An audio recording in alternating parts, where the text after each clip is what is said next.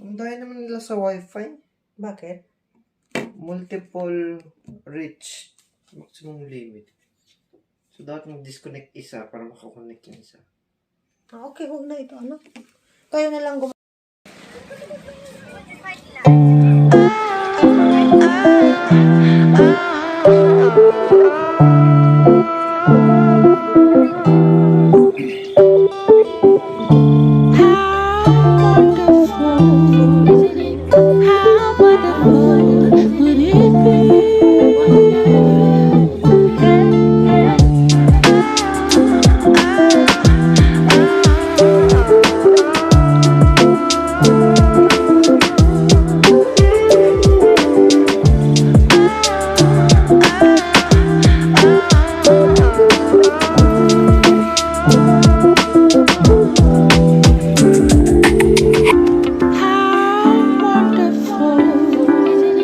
How wonderful would it be?